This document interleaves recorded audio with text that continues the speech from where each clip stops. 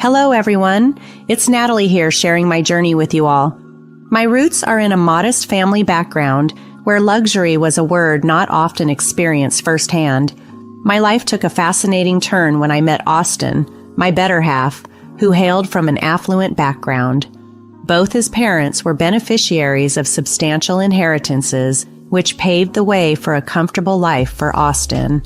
Not just born into wealth, Austin also possessed a sharp intellect, which he leveraged to carve out a successful entrepreneurial path for himself. On my end, I was holding my ground in a high-level position, navigating life with grace despite my middle-class upbringing. This contrast in our backgrounds never posed an issue for us, except when it came to dealing with my mother-in-law, Doris. Doris, in stark contrast to my kind-hearted father-in-law, Willie, seemed to have taken it upon herself to be the thorn in my side. She often belittled my family and me, attempting to overshadow us with her wealth and social standing. This relentless behavior of hers was a constant source of distress, so much so that it nearly drove a wedge between Austin and me.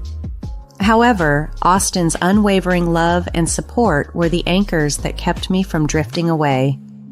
As years passed, I somewhat acclimatized to Doris's antics, learning how to sidestep her provocations, so when she flaunted an outrageously expensive wedding dress she intended to wear to our wedding, I wasn't as shocked as one might expect.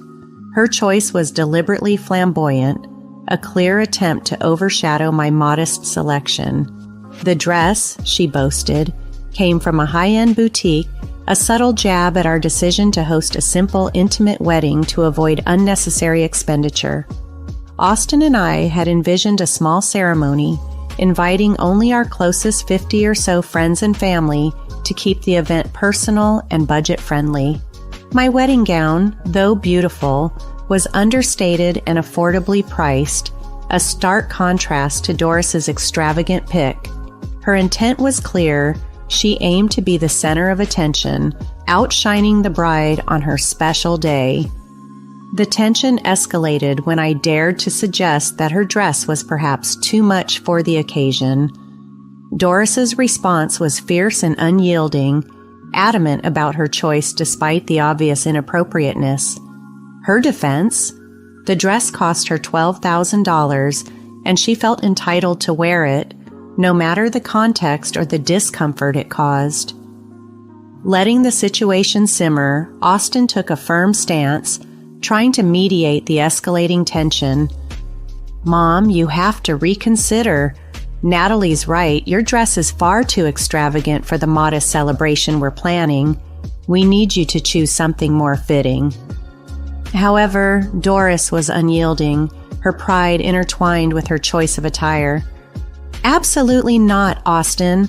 I adore this dress. I won't settle for just any dress like your wife did. I have my standards.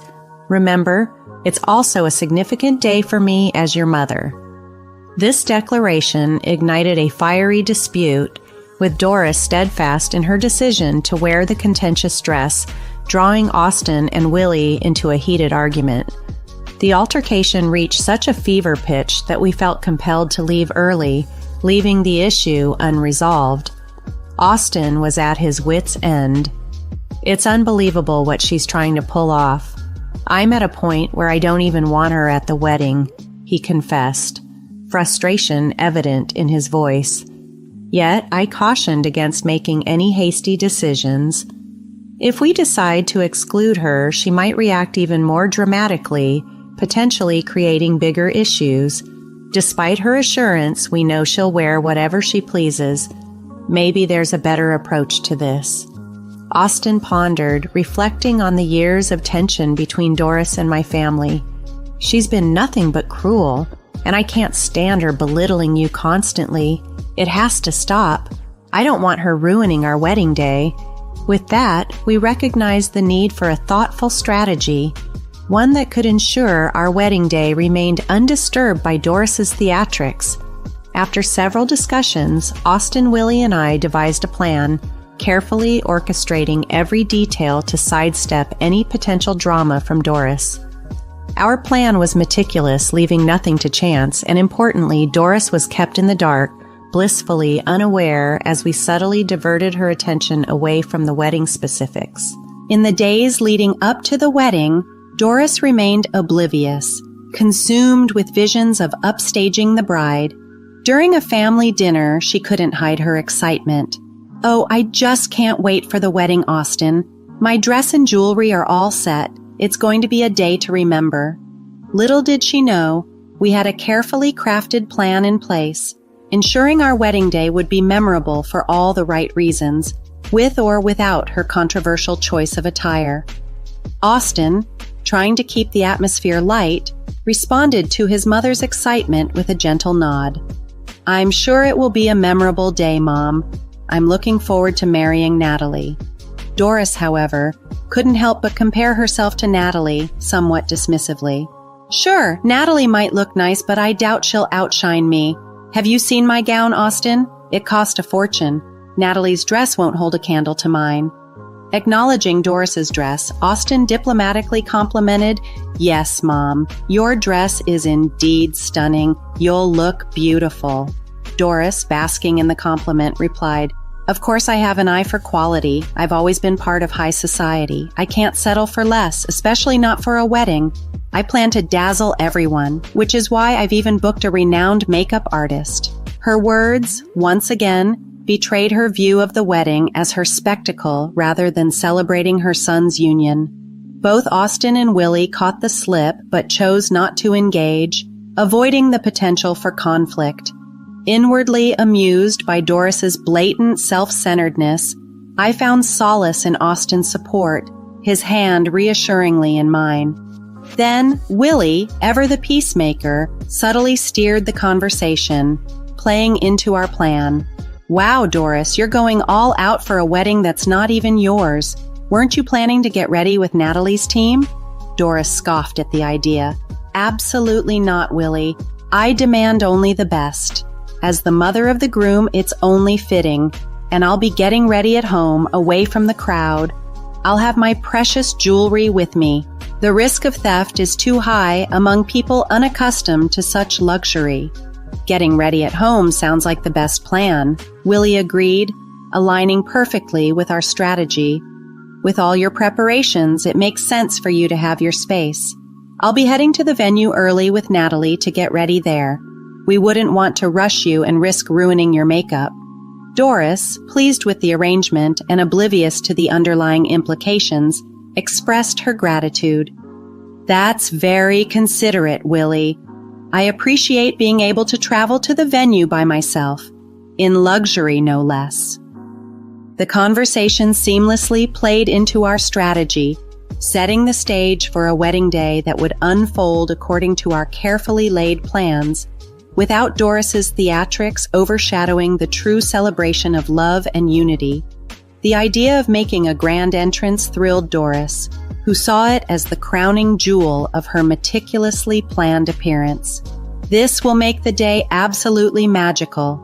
"Thank you, Willie, for such a brilliant suggestion," Doris beamed, continuing to elaborate on her envisioned spectacle, completely unaware of the strategic maneuver unfolding around her. Meanwhile, Willie shared a knowing wink with us, confirming our ruse was firmly in place. Doris's enthusiasm for her special day, focused on her attire, makeup, and the anticipated dramatic entrance, provided Austin and me with a moment of lighthearted relief amidst the wedding planning stress. She was utterly oblivious to the fact that she was ensnared in a scheme designed to sideline her theatrics, ensuring the day would unfold without her anticipated disruption. With Doris distracted by her grand plans, I finally found a moment of peace, allowing me to shift my focus back to the essence of the wedding, celebrating our love. The worry that our plan might be discovered lingered in the back of my mind, but Austin and my friends reassured me, bolstering my spirits. Everything was arranged flawlessly, and for the first time in a long while, I was genuinely excited about my wedding day. It felt like reclaiming the day as ours, not overshadowed by Doris's grandiose expectations. The wedding day dawned bright and beautiful, the weather perfectly mirroring my hopeful mood. Willie, ever so reliable, arrived at the venue early, checking in to ensure all was proceeding as planned. His presence was a comforting reminder of the support system surrounding us. Despite my lingering nerves, Willie's assurance that everything was under control, and Doris's obliviousness to the actual day's schedule eased my mind. "Don't worry, everything's on track," Willie reassured me, his words a balm to my anxious heart. Expressing gratitude to Willie felt inadequate for the monumental role he played in ensuring the day remained ours. He had become more than just a father-in-law. He was a cherished member of my family. "Your family, and that's all there is to it," he said, emphasizing that the day would unfold exactly as we envisioned, with the focus solely on the celebration of our union. Feeling immensely grateful for having such a supportive figure in my life, especially in contrast to Doris's challenging demeanor, I prepared for the ceremony. The wedding, in every sense, was a dream realized not just in the decor and proceedings, but in the emotions that filled the day. Walking down the aisle, I saw the look of love and admiration in Austin's eyes, a moment of pure connection that eclipsed all else, affirming that all the planning, all the strategizing, had been worth it to reach this point of unbridled joy. As I walked down the aisle, tears welled up in both my eyes and those of my newlywed husband. The intimate gathering was perfect for us, consisting solely of those who held significant places in our hearts. Among the attendees was Willie, whose silent support was invaluable during this momentous occasion. You might be wondering about the whereabouts of my mother-in-law Doris during all of this. She did make an appearance, but not in the way she had envisioned. Dressed in her extravagant $12,000 gown and adorned with diamond jewelry, Doris expected to be the center of attention as she stepped out of her luxury car. The reality, however, was a stark contrast to her expectations. She was greeted by an empty venue, a sight that left her both shocked and slightly panicked, as evident from the confusion and urgency in her voice when she phoned Austin. "Austin, what's happening? Why is nobody here? I can't find anyone, and the staff are no help. Where is everybody?" she inquired, bewildered. "We're at the real wedding, Mom. The one you weren't invited to," Austin explained, trying to suppress his laughter, imagining the astonishment on Doris's face. Even Willie couldn't help but smile at the unfolding scenario. Doris's confusion escalated, prompting me to interject with a slight tease, highlighting the irony of her situation given her usual poise and sophistication.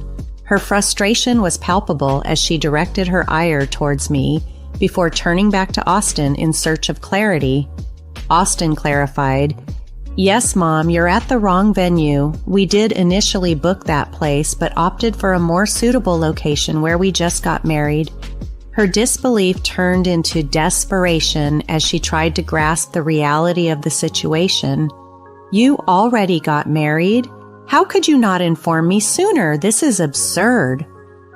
Attempting to cut through her denial, Austin firmly reminded her of the boundaries we had set. "Mom, I made it clear you weren't invited to the actual wedding." Doris's refusal to accept the truth was evident. She clung to the belief that this was all an elaborate prank, unable to fathom that her son would intentionally exclude her to prevent any disruptions she might cause. As her disbelief persisted, Austin's patience wore thin. His frustration boiled over into anger as he confronted her delusion head-on.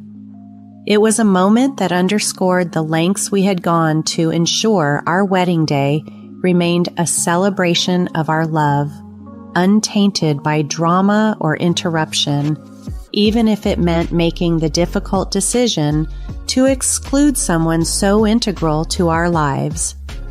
Upon Doris's insistent interruptions, Austin firmly stated his stance. After everything you've done, especially with your outrageous dress intentions, how could you think I'd want you overshadowing Natalie on our day? You're my mother, yes, but that doesn't excuse your actions. Doris, indignant, couldn't grasp why her choice of dress would lead to such a fallout. I'm your mother. It's my right to celebrate too. I can't believe you're sidelining me over a dress. Austin was unwavering. No, Mom, this isn't about your right to celebrate. It's about our right to have a day focused on us, not clouded by your attempts to belittle Natalie.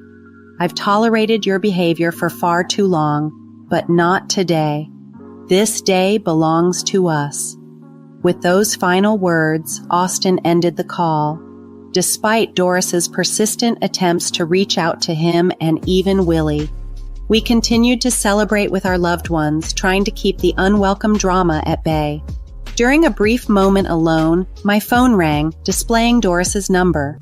Bracing myself, I answered, only to be met with her furious accusations. You've bewitched my son against me. You orchestrated this whole scenario, exploiting his loyalty to you over our family bond. Responding calmly, I clarified, Doris, you're mistaken. Austin makes his own decisions, guided by what he believes is right. His choice to exclude you was his own, though I won't deny that I supported it. Doris's anger spiraled, accusing me of jealousy and manipulation. I countered, emphasizing that her actions and hostility towards me and my family were the true sources of any discord.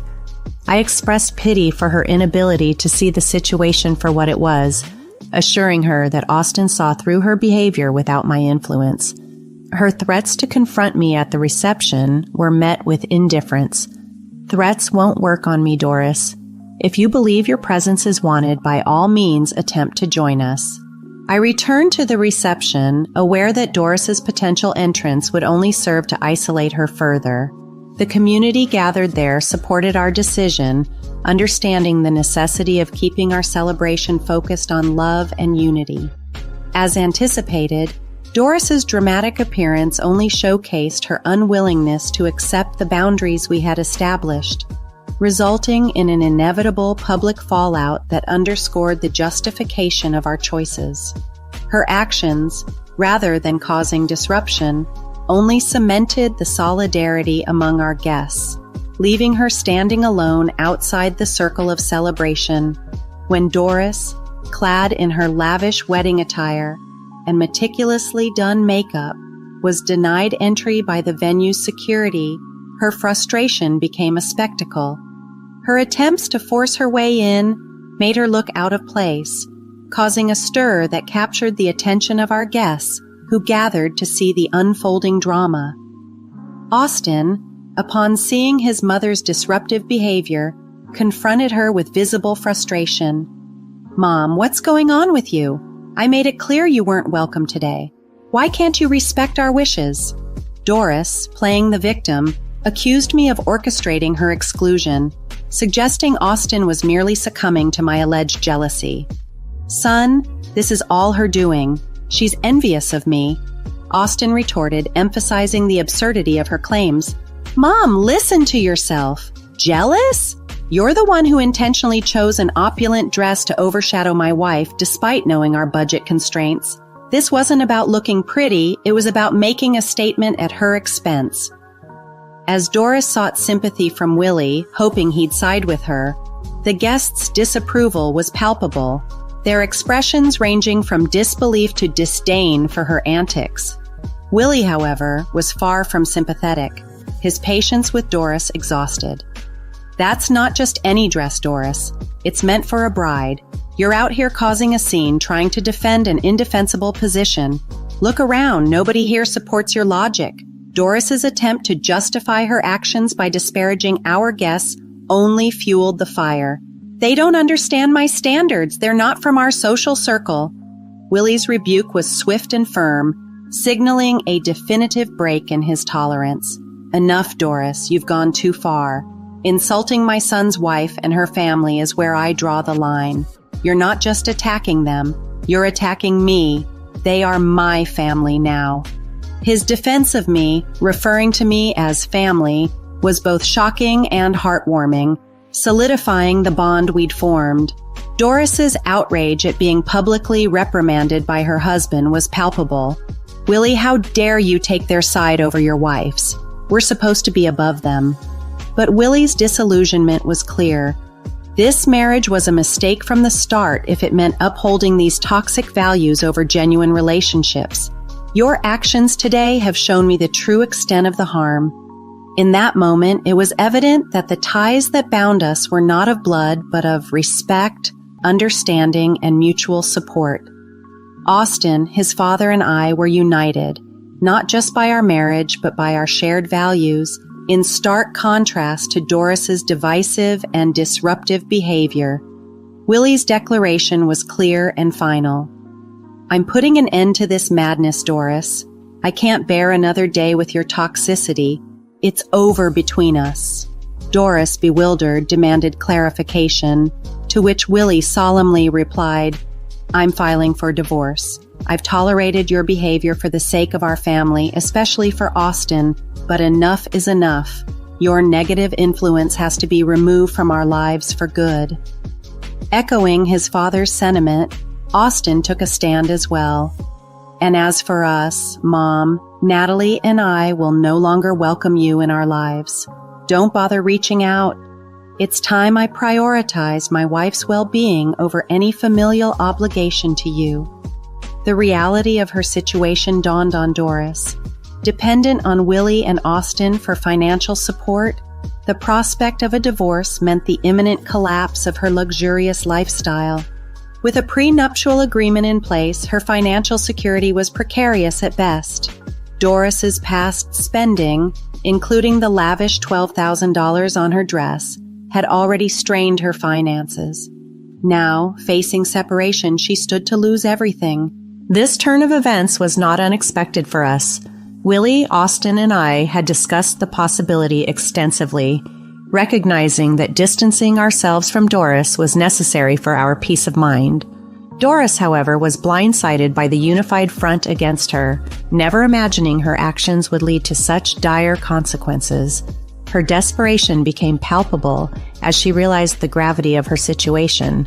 Tears streaming down her face, she pleaded with Willie and Austin, unable to accept the reality that her own actions had precipitated her downfall. "It's just a dress. How can my own family abandon me over something so trivial?" she lamented, failing to see the cumulative impact of her actions beyond the dress controversy. "You've been more than just difficult, Mom. Your treatment of Natalie was inexcusable. Did you really think we'd stand by and let it continue?" Austin confronted her, his disappointment evident. Doris's appeal for sympathy was met with a stark reminder from Willie. "You've earned this, Doris. Your actions, your refusal to apologize to Natalie, it's all led to this moment. You've been an unsupportive partner and a negative force in our lives." Seeing an opportunity amidst her despair, Doris turned her pleas towards me, desperately seeking forgiveness. Clutching at my arms, she implored, "Natalie, please, I'm sorry for everything. Can you forgive me?" Her gesture was an attempt to salvage what little connection remained, but the damage was too profound, the actions too hurtful. The path to reconciliation, if any, would be long and uncertain, contingent on genuine change and remorse from Doris. A journey that had only just begun at the precipice of her realization. Doris's plea for forgiveness quickly morphed into accusations when she sensed her apology wasn't well received. "I'll change, I promise. Please don't take my family from me," she implored, not fully grasping the gravity of her past actions. However, her tone shifted dramatically upon facing rejection. "So, nothing I do is ever right for you, is it? You've always wanted to see me fall. Well, congratulations, you've got your wish," she snapped, revealing her true colors once again. This rapid change in demeanor only solidified our decision. Austin, witnessing her outburst, directed security to escort her off the premises. Meanwhile, the gathered guests voiced their disapproval of her behavior. making it clear she had no support among us.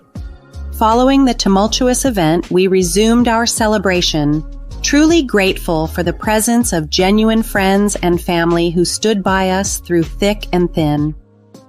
The next day, Willie, having witnessed enough, took decisive steps to remove Doris from his life.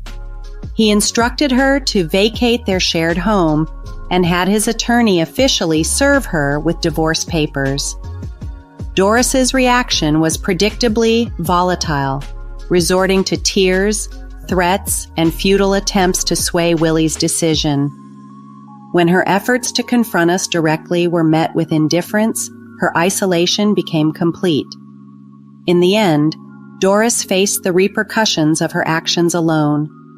The divorce left her financially strained, her manipulative tactics bearing no fruit. Despite her pleas for assistance, we maintained our distance, ensuring our new family remained untouched by her toxicity. Last we heard, Doris had returned to her hometown, her attempts to leverage her name for employment, a stark contrast to her former life of perceived superiority and extravagance. It seemed she was finally confronting the reality she had long avoided, a fitting outcome for someone who had prioritized appearances and manipulation over genuine relationships. As for us, our lives moved forward positively without her interference. The hope that Doris would learn from this experience and refrain from causing further turmoil lingered, but our focus remained on nurturing the healthy and supportive environment we had fought so hard to protect.